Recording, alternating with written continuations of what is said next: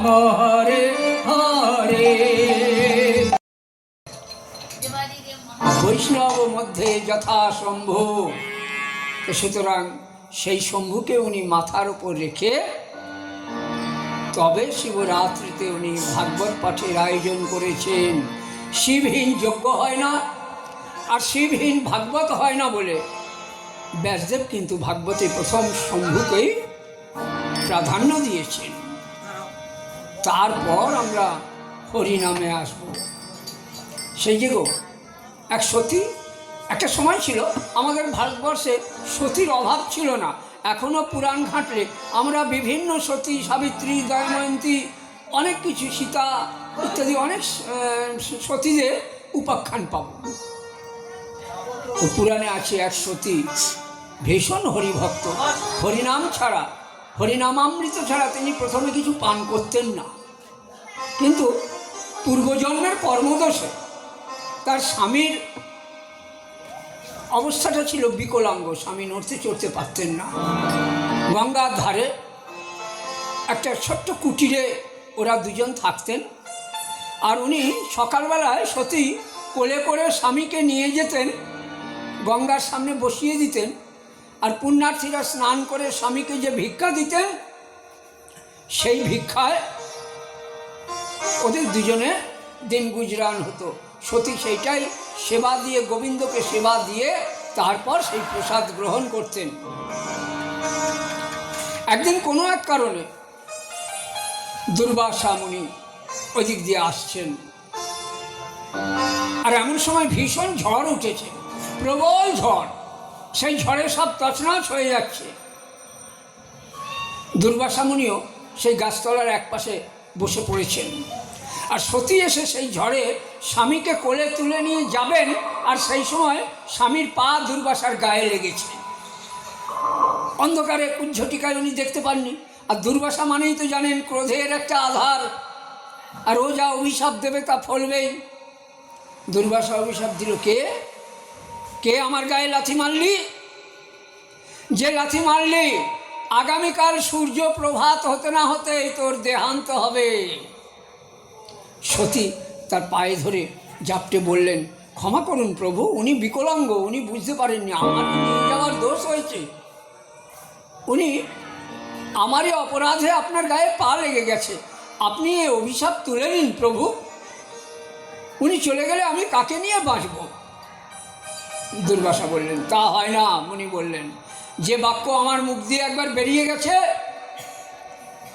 সেই বাক্য ব্রহ্ম, সেই বাক্য আর ফিরে আসবে না। আগামীকাল সূর্য উদয় হতে না হতেই এর দেহান্ত হবে, এর এটাই পূর্বজন্মের কর্মফল। সতী ফুঁসে উঠলেন, বললেন, আমি তো কোনো অপরাধ করিনি প্রভু, আমি তো ওনাকে ঝড়ে বাঁচাবার জন্য নিয়ে যাচ্ছি, অনিচ্ছাকৃতভাবে লেগেছে। তাহলে শুনুন মুনিবর, যদি আমি সতী হই তাহলে আমিও অভিশাপ দিচ্ছি, এই সূর্য আর উঠবে না, রাত্রি আর দিবস, রজনী আর দিবস পাবে না। সত্যিই তাই, রাত অন্ধকার হয়ে আছে, সূর্য আর উঠছে না। একদিন, দুদিন, 3 দিন, 7 দিন, ব্রহ্মা এলেন, বিফলে ফিরে গেলেন। লক্ষ্মী বললেন, তোমারই তো শিষ্য, তোমারই তো ভক্ত, তোমার নাম না করে ও জলগ্রহণ করে না, প্রভু আপনি একবার যান। বিষ্ণু এলেন, হরে কৃষ্ণ। সতী পায়ে আছড়ে পড়লেন। বিষ্ণু বললেন, তুমি সতী লক্ষ্মী, আমি বলছি তোমার অভিশাপটা তুলে নাও। সতী বললেন, সে কি বলছেন প্রভু, আপনি কি চান যে আমি বিধবা হয়ে যাই? আমরা যুগলে আপনাকে ভজন করি, আপনি বলুন আমার কোথায় অপরাধ? উনি তো বিকলাঙ্গ। বিষ্ণু চুপ করে ফিরে গেলেন। রাত এদিকে শেষ হচ্ছে না, পৃথিবী ধ্বংস হয়। তখন ব্রহ্মা, বিষ্ণু, ইন্দ্র সমস্ত দেবতা মিলে আর একজনের কাছে গেলেন, ওই যে যিনি বৈষ্ণব মধ্যে যথাসম্ভব, ওনার কাছে গিয়ে বললেন, আমরা তো পারলাম না সতীর মত পাল্টাতে, আপনি কি একবার পারবেন? উনি বললেন, চলো একবার দেখি। স্বয়ং মহাদেব এলেন, সতী প্রণাম করলেন। ব্রহ্মা বিষ্ণু মহেশ্বর অর্থাৎ সৃষ্টি স্থিতি লয় একসাথে সতীর কাছে চলে এসেছে। সতীর বাক্যকে কেউ লঙ্ঘাতে পারছে না। মহাদেব স্মিত হেসে বললেন, সতী, তুমি অভিশাপ তুলে নাও। বলছে, আপনি কি বলছেন প্রভু? আপনিও চাইছেন আমি স্বামীহারা হই? নারীর সতীত্ব তাহলে কোনো মূল্য নয়? দেবাদিদেব মহাদেব বললেন, সতী, তুমি অভিশাপ ফিরিয়ে নাও।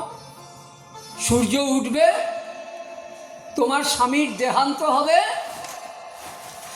আমি আবার পুনরায় তোমার স্বামীকে জীবিত করে দেব। তাহলে মুনির অভিশাপও ফলল বাক্যব্রহ্ম, আর তোমার সতীত্বও বজায় থাকলো। তুমি আমার কথা শোনো, তুমি তোমার এই মুহূর্তের বাক্য ফিরিয়ে নাও।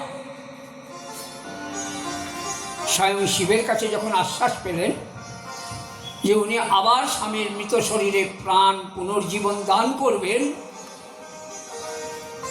সতী বাক্য ফিরিয়ে নিলেন। সঙ্গে সঙ্গে রজনী ভোর হলো, আর সতীর প্রতি দেহান্ত হলো। সতীর প্রতি দেহান্ত হওয়ার সঙ্গে সঙ্গে দেবাদিদেব মহাদেব সেই মৃতদেহ স্পর্শ করে মন্ত্র উচ্চারণ করলেন,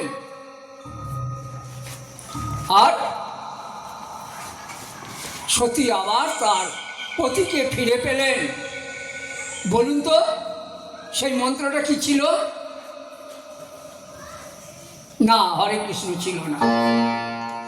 ওম হং জুং সৎ ওম ভূর্ভুবস্বঃ ত্র্যম্বকং যজামহে সুগন্ধিং পুষ্টিবর্ধনম উর্বারুকমিব বন্ধনাৎ মৃত্যুর্মোক্ষিয়োऽমৃতাৎ ভূর্ভুবঃ ওম সৎ জুং হোম ওম স্বাহা।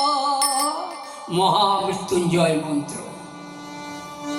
মহামৃত্যুঞ্জয় মন্ত্রের এই শক্তিতে প্রত্যেকের সংসারে রোগ শোক ব্যাধি সব দূর হয়ে যায়।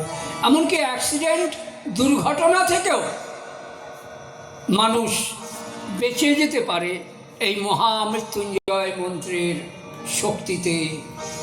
আর সেই জন্যেই আর শিবরাত্রিতে সুদর্শন মহারাজ, যার এক অঙ্গে শিব